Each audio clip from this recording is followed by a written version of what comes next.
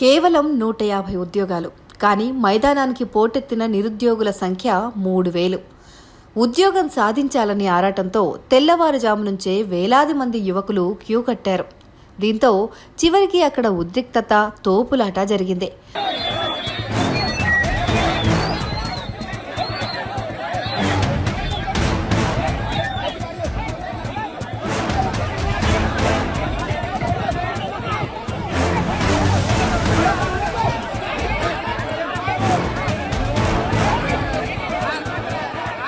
Hyderabad Saroor Nagar indoor stadium వద్ద శనివారం ఉదయం నిరుద్యోగుల ఆందోళనతో తీవ్ర కలకలం రేగింది.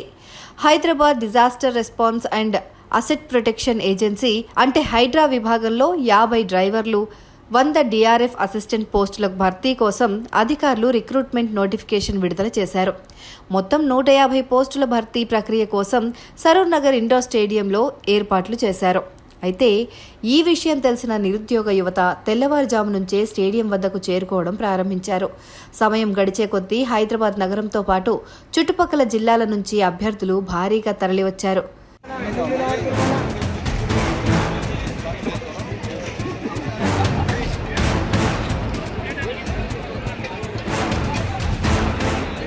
కేవలం 150 పోస్టులకు ఏకంగా 2000 నుంచి 3000 మందికి పైగా యువకులు రావడంతో స్టేడియం పరిసర ప్రాంతాలన్నీ కిక్కిరిసిపోయాయి.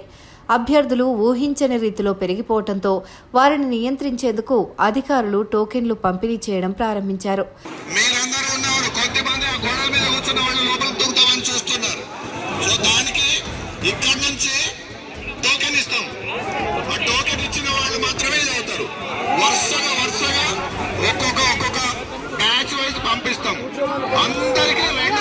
ఆ టోకెన్ల కోసం ఒక్కసారిగా తోపులాట చోటు చేసుకుంది. ముందుకెళ్లేందుకు అభ్యర్థులు ఒకరినొకరు నెట్టుకోవడంతో తీవ్ర గందరగోళ పరిస్థితి నెలకొంది. ఈ క్రమంలోనే పలువురు నిరుద్యోగులు కింద పడిపోయారు. స్వల్ప గాయాలయ్యాయి.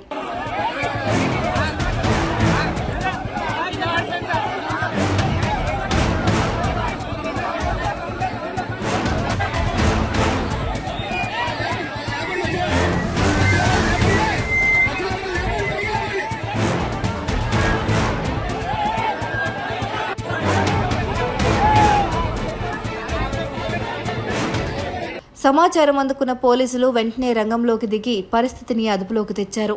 నిరుద్యోగుల సంఖ్యను అంచనా వేయడంలో నిర్వాహకులు పూర్తిగా విఫలమయ్యారని అభ్యర్థులు మండిపడుతున్నారు. నా పేరు శ్రీకాంత్ అన్న, సూర్యాపేట డిస్టిక్ మాది. నిన్న వచ్చినాం మేము ఇక్కడికి. తెల్లారి గట్ల 4 గంటలకు వచ్చినాం. 2 ఇయర్స్ నుంచి ఉద్యోగాలు లేక వెయిట్ చేస్తున్నాం.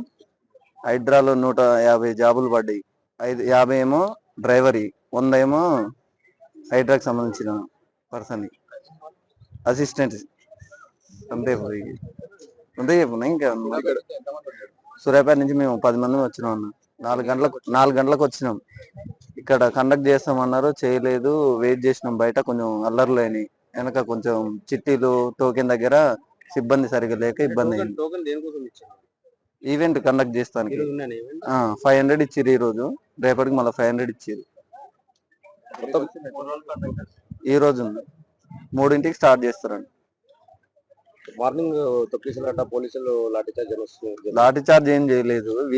వాళ్ళు సీరియల్ మెట్రా అంటే కొంతమంది ఆకతాయిలు ఉంటారు కదా యువత అన్నప్పుడు, ఇక వాళ్ళే గొడవకు సృష్టించారు.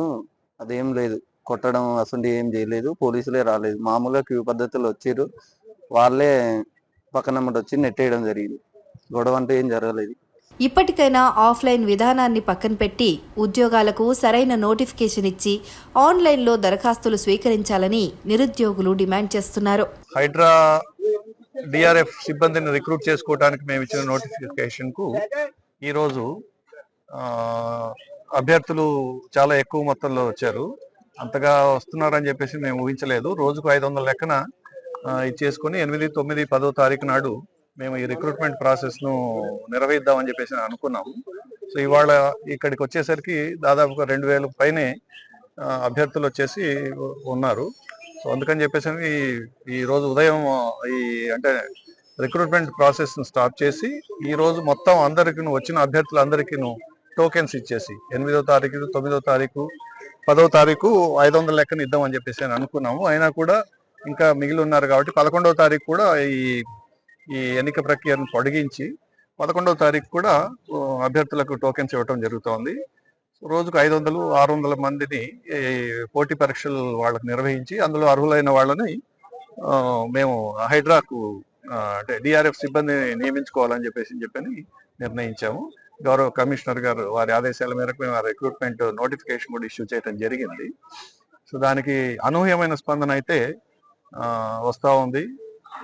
దాన్ని సక్రమంగా ఏ రకమైన అంటే వివాదాలకు విమర్శలకు తావివ్వకుండా ఈ ఎన్నిక ప్రక్రియను నిర్వహించాలని చెప్పి స్థానిక పోలీసు అధికారుల సహకారంతో, తర్వాత మళ్ళీ ఫిజికల్ ఎడ్యుకేషన్ డిపార్ట్మెంట్కి సంబంధించిన వాళ్లతో ఈ ఎగ్జామ్ నిర్వహించి అర్హులైన వాళ్ళందరినీ కూడా మేము ఎన్నిక చేసుకోవడం జరుగుతుంది.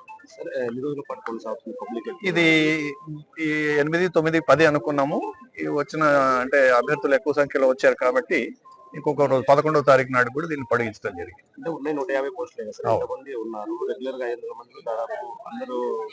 కొన్ని అంటే అర్హత ఇది అంటూ అంటే ఎలిజిబిలిటీ క్రైటీరియా నియమించుకున్నాము. ఆ ఎలిజిబిలిటీని ఎవరైతే ఇచ్చేసుకుంటారో వాళ్ళని అంటే ఇప్పుడు 150 మందిని మేము ఇచ్చేసుకున్న 300 to 500 షార్ట్ లిస్ట్ చేసి ఆ అభ్యర్థుల్ని కొంతమంది ఏదైనా మధ్యలో ఉద్యోగం వస్తే వెళ్ళిపోయి అంటే ఉద్యోగం మానేసి హైడ్రా నుంచి మానే అవకాశం ఉంది కాబట్టి ఈ లిస్ట్ లో ఉండే వాళ్ళని నెక్స్ట్ లిస్ట్ లో ఉండే వాళ్ళని తర్వాత మళ్ళీ రిక్రూట్ చేసుకునేందుకు వీలుగా ఒక 500 మెంబర్స్ షార్ట్ లిస్ట్ చేసుకుంటాం.